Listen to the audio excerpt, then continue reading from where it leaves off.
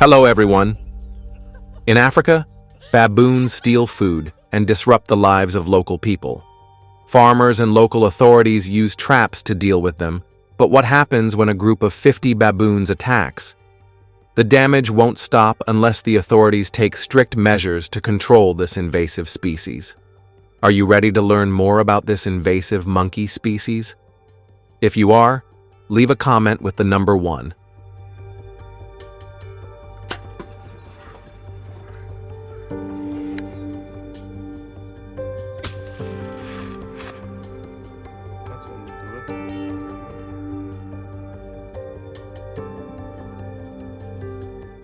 In May 2023, cities in South Africa saw a surge in baboon activity, with groups of over 300 baboons climbing buildings, crawling through windows, and rummaging through kitchens in search of leftover food.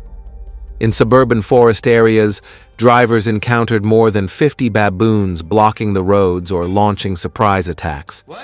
Authorities have taken a hard stance, imposing fines of up to $500 on those who feed the baboons.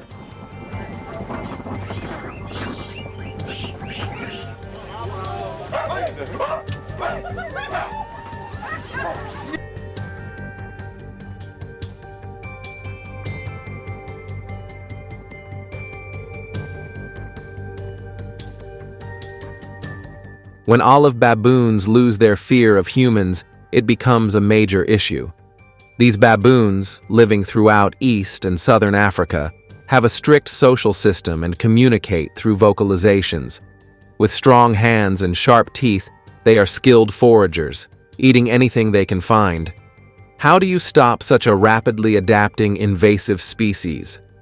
In 2023, with over 2,500 baboons causing chaos in South Africa's suburban areas, the authorities had to act quickly. Come on! Come on! Get out! Come on! Shoot! Bugger off!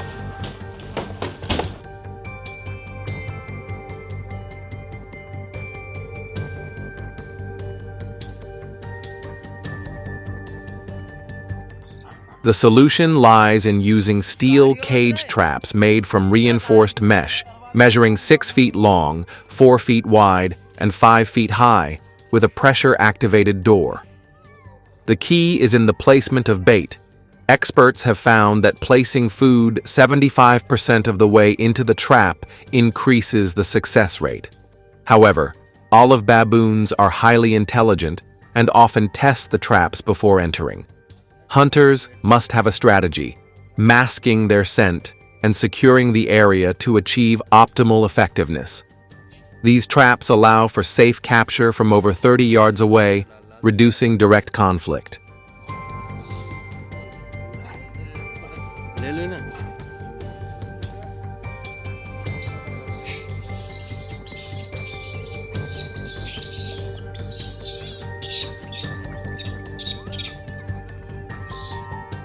But what happens when an alpha male baboon learns how to bypass the system? In 2009, the South African government reported capturing around 1,655 baboons. The use of bows and arrows in hunting became controversial, with some arguing that this method negatively impacts the environment. As a result, the government tightened regulations on hunting invasive species to prevent overhunting or exploitation for personal gain. Hunters must maintain a minimum distance of 30 yards from the baboons to reduce stress on them. Only individuals aged 18 and over who have completed a certified hunting course are allowed to participate.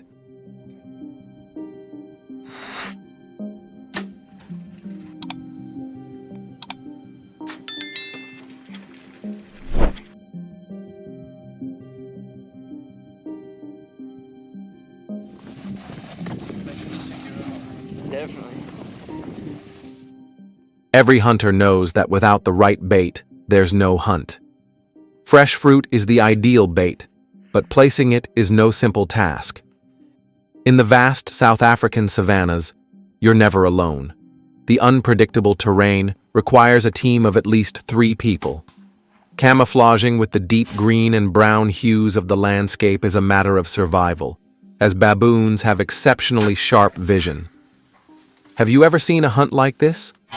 Comment 0 if you haven't.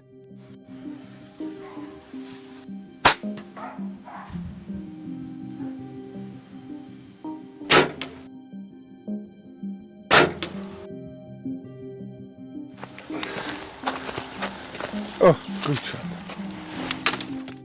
A well-camouflaged hide with a tent can make the difference between success and failure. However, hunting baboons is strictly regulated. South African law prohibits targeting infant baboons or pregnant females, ensuring population control without causing destruction. Only the Mk3 recurve bow is permitted under hunting licenses to avoid unnecessary suffering and promote ethical hunting practices. Every arrow shot, every piece of discarded material must be collected, ensuring that the ecosystem remains undisturbed.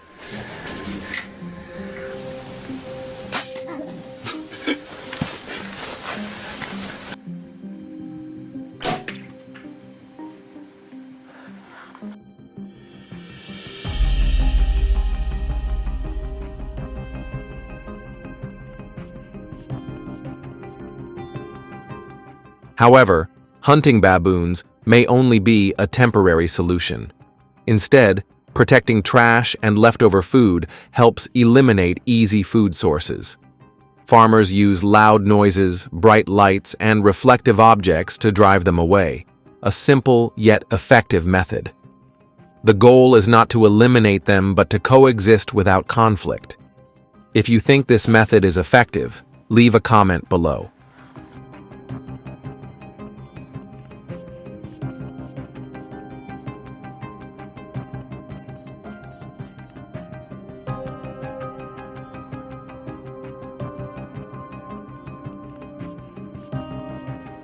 Preventing olive baboons requires smart solutions, not just extreme measures.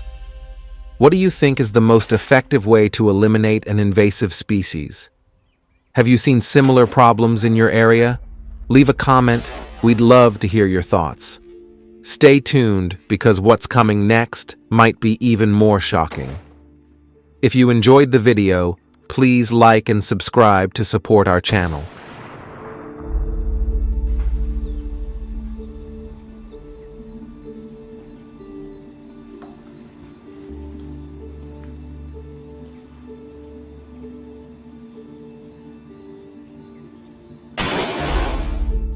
In the Northern Territory of Australia, especially around the South Alligator River and Darwin Harbour, the growing crocodile population has raised concerns about safety. Once nearly extinct, these apex predators are now free to roam, often getting very close to human settlements. In 2017, a man was attacked while crossing a flooded river, highlighting the serious risks. To manage the issue, wildlife officers have been trapping and relocating crocodiles from high-risk areas to protect both people and the environment. Are you ready to explore this dangerous crocodile species? If you're ready, leave a comment with the number 1.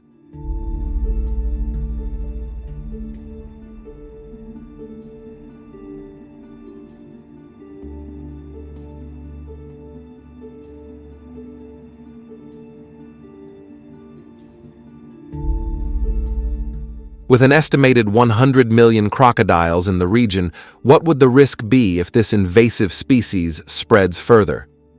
While it might be easy to think that African crocodiles are extremely dangerous, hunting crocodiles in wetland areas was once closely tied to tradition and survival in the 1960s.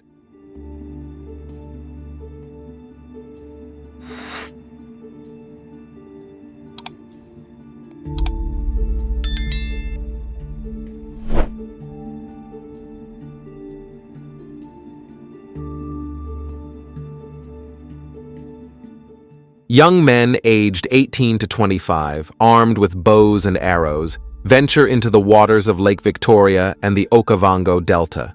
These areas, home to Nile crocodiles often weighing over 1,000 pounds, become the focal points of these hunts. Teams of 3 or more work together, relying on cooperation and traditional skills to deal with the invasive species. Each encounter requires patience and precision as hunters track their prey, which often only reveals its head above the water.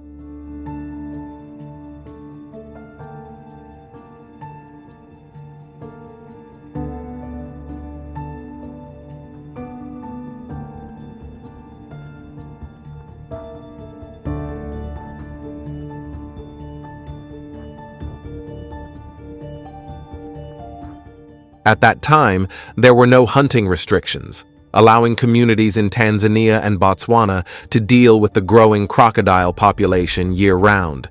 Success could also be achieved with careful preparation. Hunters carefully selected sturdy branches from ironwood trees to craft their spears, ensuring each branch was heated over fire and shaped precisely for effectiveness. This technical preparation was crucial as it directly impacted the success of the crocodile hunt. Traditionally, the spearheads were crafted with 3 sharp points, symbolizing precision, strength, and unity, reminding hunters of the teamwork required for a successful crocodile hunt.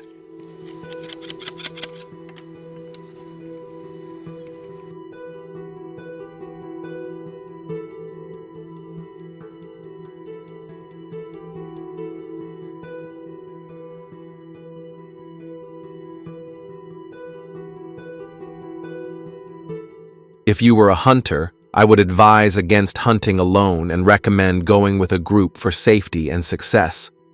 These reptiles, over 16 feet long and weighing more than 1,000 pounds, are dangerous predators with armored scales that act as a natural shield. The length and durability of the spear provide leverage and safety when facing a crocodile.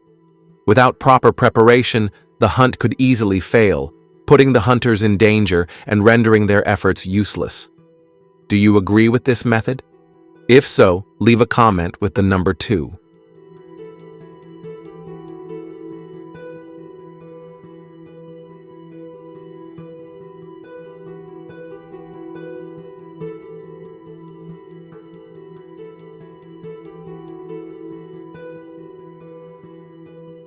By the 1980s, crocodile hunting in Africa shifted from traditional methods to the use of firearms. This change raised an important question. Does it enhance safety or diminish the cultural significance of traditional hunting practices? Modern hunters, equipped with rifles, must maintain absolute silence and stand at a distance of 50 to 100 yards to ensure safety. Hunters need to have permits issued by local wildlife authorities, such as the Tanzania Ministry of Natural Resources or the Botswana Wildlife and National Parks Bureau, along with specific quotas to prevent overhunting.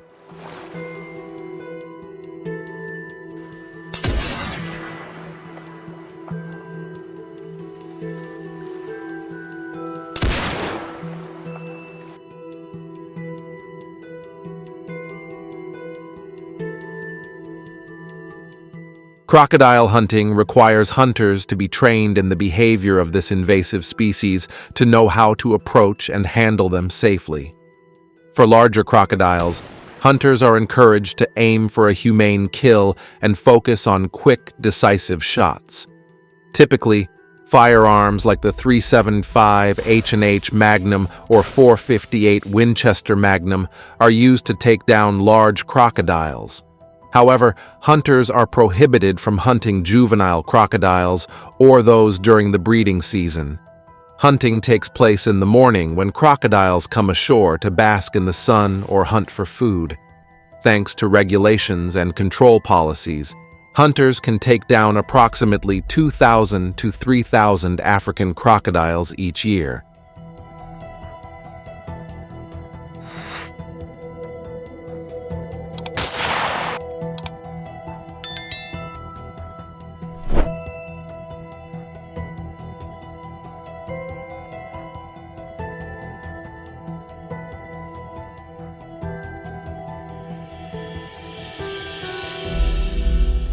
At the end of each hunting season, hunters report to local authorities, and the meat is distributed to areas facing food shortages.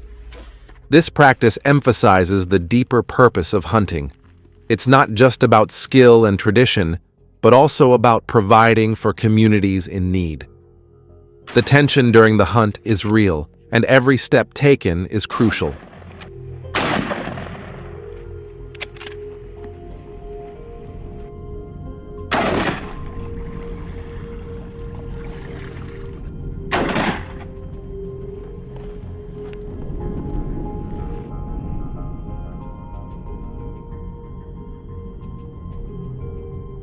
What do you think about how African hunters collect and handle crocodiles in an environmentally friendly way?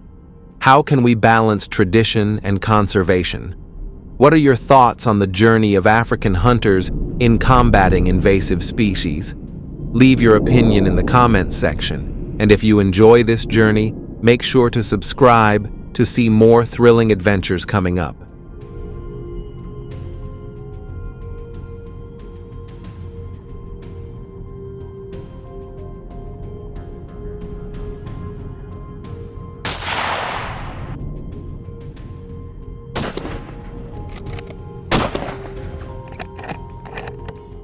On October 10, 2024, Florida experienced an unprecedented natural disaster as Hurricane Milton made history.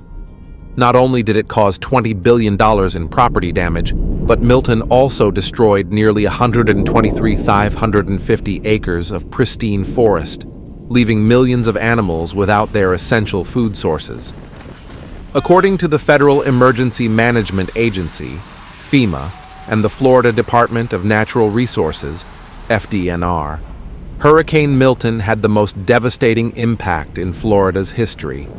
In the Ocala National Forest, over 15,000 wild pigs lost their food sources due to the heavy rains and strong winds from the storm, leading to severe malnutrition.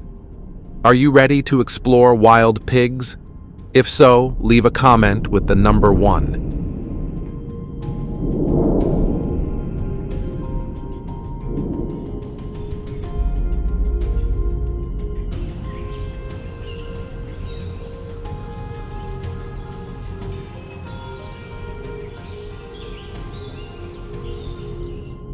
On October 11, 2024, they attacked the cities of Tampa and Miami, destroying infrastructure such as the IDA-4 highway system. Grass on sidewalks was dug up, creating dangerous deep holes for pedestrians. At the same time, their aggression and unpredictability directly threatened the safety of millions, forcing many areas to be locked down and initiating emergency evacuations. The total estimated damage to infrastructure was $25 billion, presenting a massive challenge for Florida in terms of recovery and reconstruction.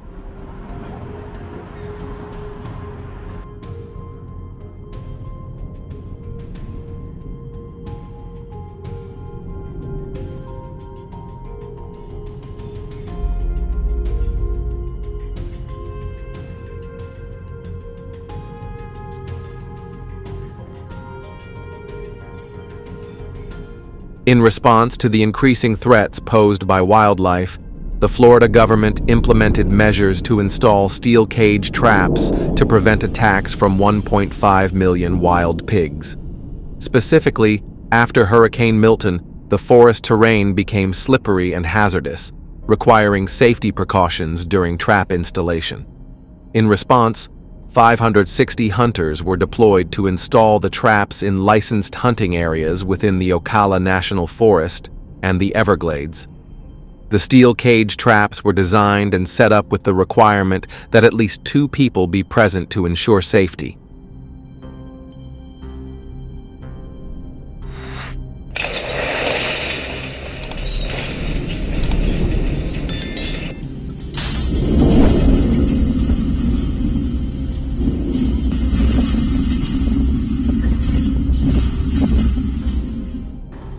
To attract wild pigs into the traps, Florida hunters employed a method of preparing corn bait.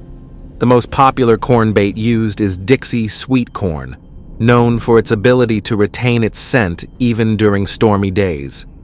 This bait attracts wild pigs and helps increase capture rates by up to 75%. This operation primarily took place over a 3-month period from October to December 2024. The wire cage traps used in this campaign were designed to keep the wild pigs safely contained and prevent them from escaping. Yep, yep, yep, yep.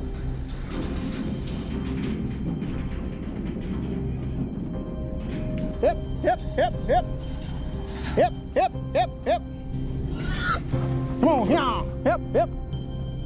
Yep, yep, yep.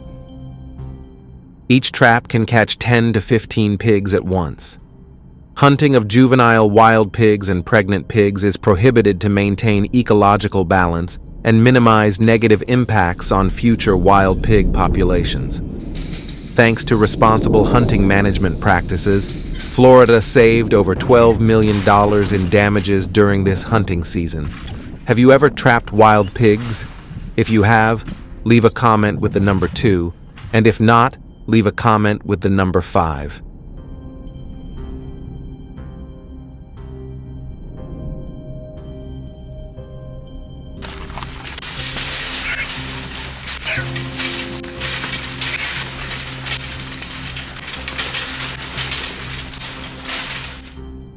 To improve the effectiveness of wild pig control, the Florida government implemented remote tracking technology for steel cage traps. With this system, hunters no longer need to physically visit the trap sites to check on them, reducing the risk of accidents during installation and monitoring.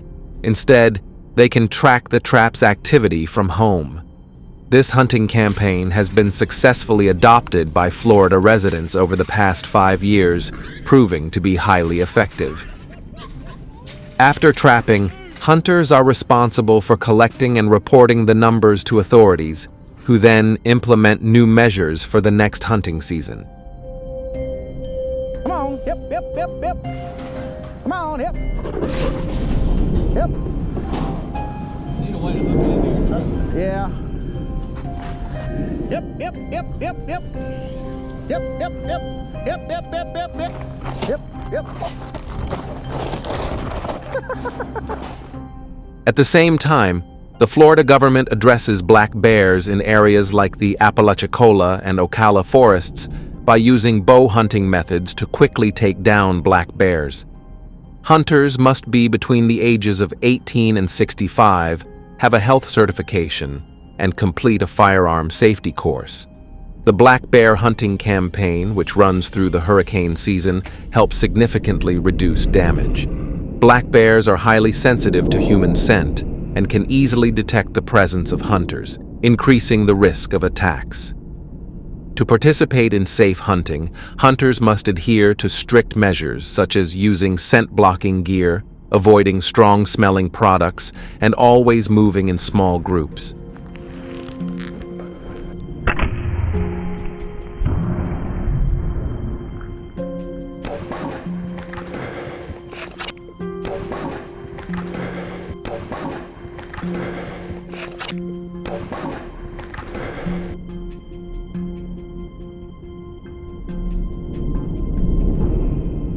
The type of bow commonly used in black bear hunting is the composite bow, renowned for its accuracy over distances of up to 100 yards. In areas with harsh terrain affected by Hurricane Milton, hunters need to be fully equipped with protective gear and survival skills to cope with the challenging environmental conditions. Specifically, hunters must stay updated on the government's changing hunting policies to ensure safety.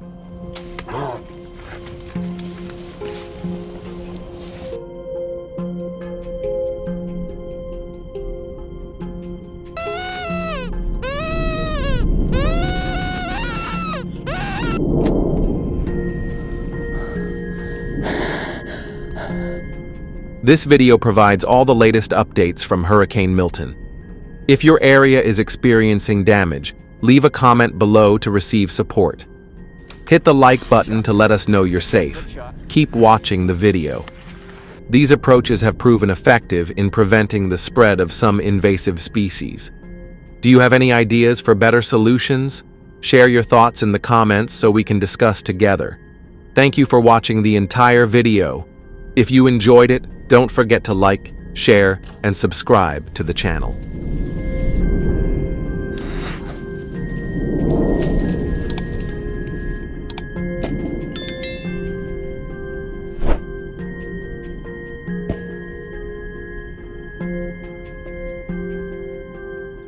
The sound of gunfire echoes as a massive black bear falls in the deep forests of Montana. Bear hunting is becoming a controversial population control measure in many U.S. states. With more than 350,000 black bears, farmers are suffering $40 million in annual losses due to crop and beehive destruction. The government has allowed controlled hunting, but is this a sustainable solution, or is an environmental disaster slowly unfolding? Leave a comment with the number 1 right now to dive deeper into the human-bear conflict.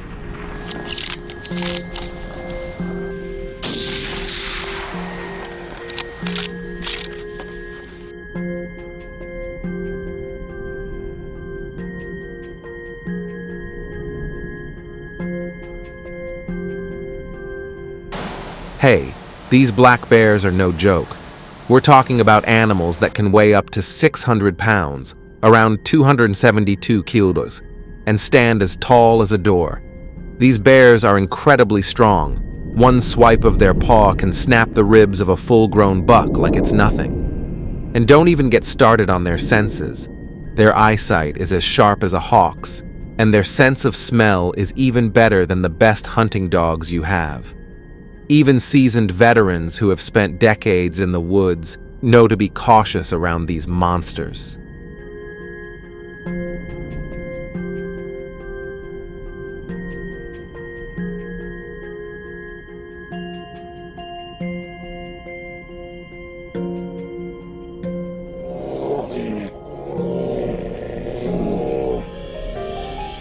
Recently, we've been seeing more and more bears, and it's causing quite a bit of trouble.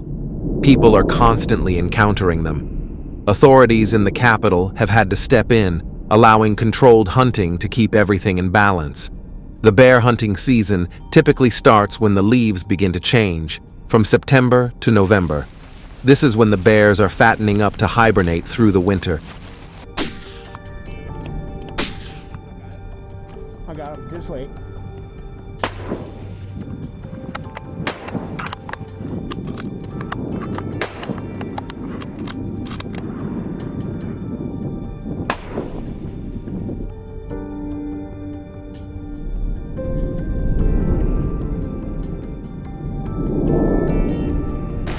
If you're planning to hunt bears, pay attention to areas near streams and places where acorns or chestnuts have fallen to the ground. Always watch for signs: claw marks on trees, piles of steaming scat as big as your fist. Those are your indicators that you're in bear territory. When facing one of these green tanks, you have to be truly prepared.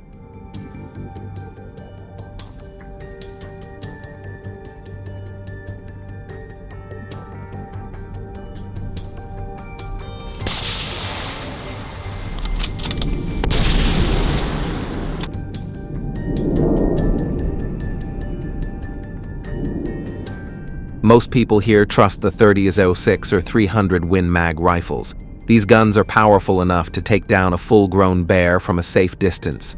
Make sure you load them with good penetrating rounds, because you'll need them to get through the thick skin and muscle to hit vital organs. When approaching the prey, you must be extremely cautious. Move slowly, quietly, and always maintain a safe distance of at least 50 yards, about 46 meters. No exceptions. A wounded bear is a whole different story. These monsters can reach speeds of 35 miles per hour, about 56 km/h, in the blink of an eye, and won't hesitate to charge.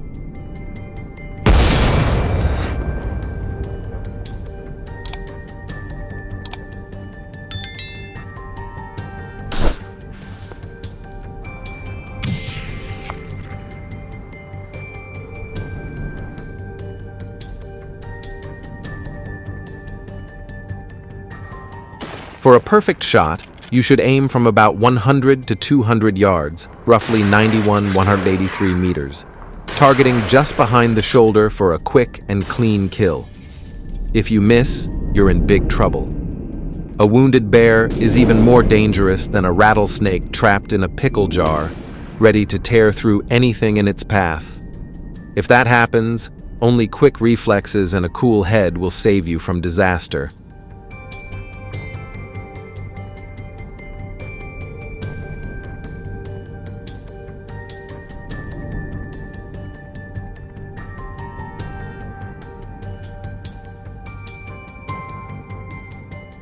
Hunting bears doesn't just require good shooting skills.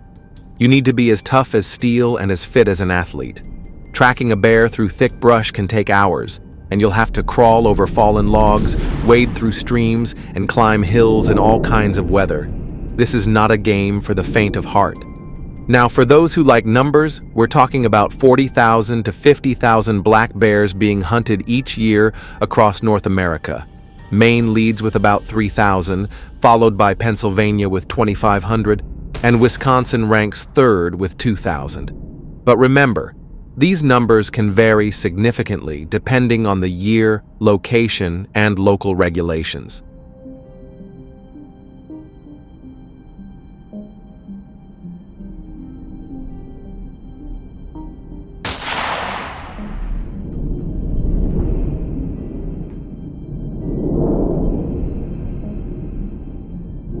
Don't forget about our dense forests.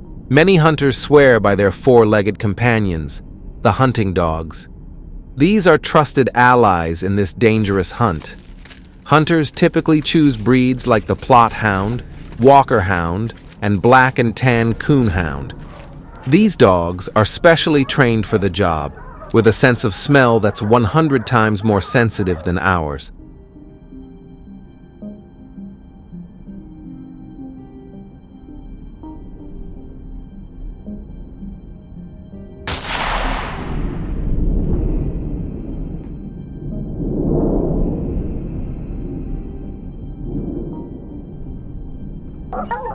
They can sniff out a bear from a mile away. Their task is to chase, track, and corner the bear up a tree, making it safer for the hunter to approach.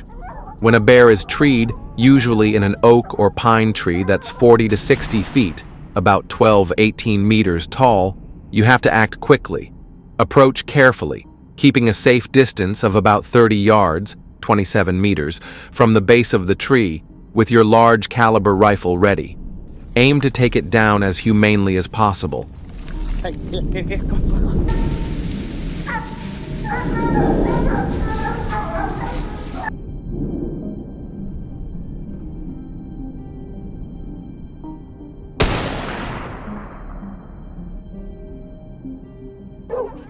This method is no joke when it comes to effectiveness. The success rate of bear hunting with dogs can reach up to 80%, compared to only 30-40% when hunting alone. However, some argue that this method is unfair and lacks ethics in hunting. A bear hunt with dogs typically lasts from 2 to 4 hours, depending on the terrain and the cunning of the prey. The hunting dog team usually consists of 4 to 6 dogs, each wearing a GPS collar so you can accurately track their location deep in the woods.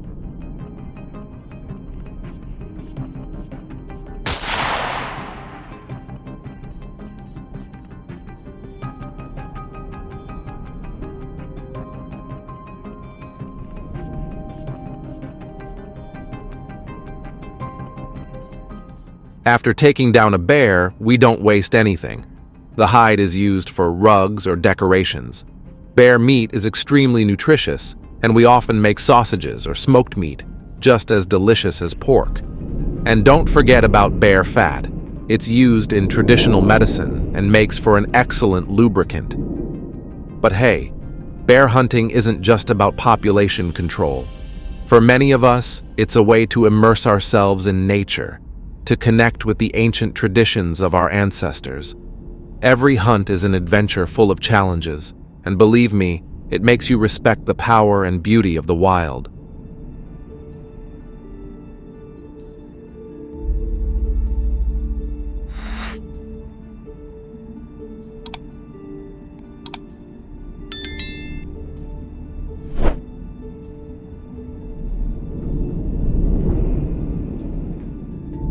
When you face a bear in the deep forest, you'll understand the feeling of our ancestors from long ago. It's a mix of fear, respect, and exhilaration, like nothing else. That's what keeps us returning to the dense forests year after year, even though each trip carries its own dangers.